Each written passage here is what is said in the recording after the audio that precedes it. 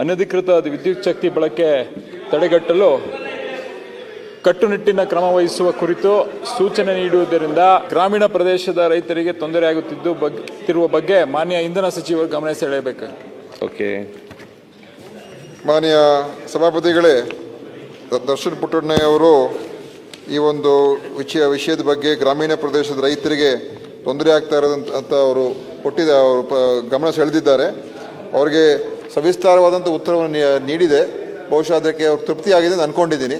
ಇದ್ರ ಮೇಲೆ ಏನಾದರೂ ಕ್ಲಾರಿಫಿಕೇಶನ್ ಇದ್ರೆ ಕೇಳಿ. ಇಲ್ಲ, ಅಲ್ಲಿ ನಾನು ಪ್ರಶ್ನೆ ಕೇಳಿದ್ದು ಬೇರೆ, ನಮ್ಗೆ ಉತ್ತರ ಬಂದಿರೋಂಥದ್ದೇ ಬೇರೆ.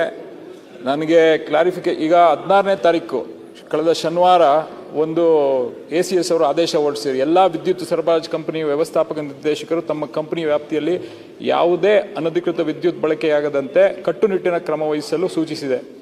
ದಿನಾಂಕ 21/7/25 ಮಾನ್ಯ ಇಂಧನ ಸಚಿವರ ಅಧ್ಯಕ್ಷತೆಯಲ್ಲಿ ನಡೆದ ಸಭೆ ನಿರ್ದೇಶನದಂತೆ ಅನಧಿಕೃತ ನೀರಾವರಿ ಪಂಪ್ಸೆಟ್ಗಳು ಸಹ ತಡೆಗಟ್ಟಲು ಕ್ರಮ ವಹಿಸಿದೆ. ಈ ಥರ ಆದೇಶ ಕೊಟ್ಟಾದ್ಮೇಲೆ ಈ ಕಳೆದ ಸೋಮವಾರ 3-4 ದಿನದಿಂದ ಎಕ್ಸಿಕ್ಯೂಟಿವ್ ಇಂಜಿನಿಯರು MD ಅವರು ಎಕ್ಸಿಕ್ಯೂಟಿವ್ ಇಂಜಿನಿಯರ್ಗೆ ಆರ್ಡರ್ ಕೊಟ್ಟಿದ್ದಾರೆ. ಯಾರೇ ಅಕ್ರಮವಾಗಿ ಪಂಪ್ಸೆಟ್ಗಳನ್ನ ಕನೆಕ್ಷನ್ ತಗೊಂಡು ಟ್ರಾನ್ಸ್ಫಾರ್ಮರ್ ಅದನ್ನೆಲ್ಲ ಕಿತ್ತಾಕಬೇಕು ಅಂತ ಆರ್ಡರ್ ಕೊಟ್ಟಿದ್ದಾರೆ ಸಭಾಧ್ಯಕ್ಷರು. ಇದರಿಂದ ರೈತರು ತುಂಬ ಗಾಬರಿಯಾಗಿದ್ದಾರೆ. ಅವರಿಗೆ ಮೊದಲನೇದಾಗಿ ನಾನು ಕೇಳ್ಕೊಳ್ಳೋದೇನೆಂದರೆ, ನಾನು ಈ ಆರ್ಡರ್ನ ಕ್ಯಾನ್ಸಲ್ ಮಾಡಬೇಕು. ಅವ್ರಿಗೆ ಯಾವುದೇ ಥರದ ಮುಂಜಾಗ್ರತೆಯಾಗಿ ಈ ಕ್ರಮ ವಹಿಸ್ಕೊಳ್ಳೋಕ್ಕೆ ಅಥವಾ ಅವೇರ್ನೆಸ್ ಪ್ರೋಗ್ರಾಮ್ ಆಗಲಿ ಏನನ್ನೂ ಕೊಟ್ಟಿಲ್ಲ.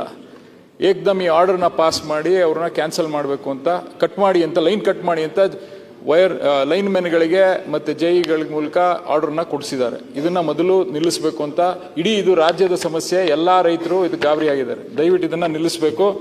ಎರಡನೇದಾಗಿ ಈಗೇನು ಅಕ್ರಮವಾಗಿ ಇರೋಂಥ ಪಂಪ್ಸೆಟ್ಗಳನ್ನು ಸಕ್ರಮಗೊಳಿಸೋಕ್ಕೆ ಹಲವಾರು ವಿಧಾನಗಳನ್ನು ಹೇಳಿದ್ದಾರೆ. ಆದರೆ ಅವೆಲ್ಲನೂ ಈಗ ಅವ್ರ ಹತ್ರ ಸರ್ವಿಸ್ ಮೈನ್ ಮೆಥಡ್ ಆಗಿರಲಿ ಅಥವಾ ಸೆಲ್ಫ್ ಎಕ್ಸಿಕ್ಯೂಷನ್ ಆಗಲಿ ಅಥವಾ ಶೀಘ್ರ ಸಂಪರ್ಕ ಯೋಜನೆ ಆಗಲಿ, ಇವೆಲ್ಲ ತುಂಬ ಕಾಸ್ಟ್ಲಿ. ಇದಕ್ಕೆ ಸೂಕ್ತ ಕ್ರಮ ತಗೋಬೇಕು ಅಂತ ಇಂಧನ ಸಚಿವರಲ್ಲಿ ನಾನು ನಿಮ್ಮ ಮೂಲಕ ಕೇಳ ಬಯಸ್ತೀನಿ. ಮೊದಲನೇದಾಗಿ ನಾನು ಇನ್ನೊಂದೊಮ್ಮೆ ಕೇಳ್ತೀನಿ, ಈ ಆರ್ಡರ್ ಏನು ಹಾಕಿದ್ದಾರೆ ಅದನ್ನು ದಯವಿಟ್ಟು ಕ್ಯಾನ್ಸಲ್ ಮಾಡಬೇಕು ಅಂತ ನಿಮ್ಮಲ್ಲಿ ಕಳಕಳಿ ಮನವಿ ಮಾಡ್ಕೊತೀನಿ.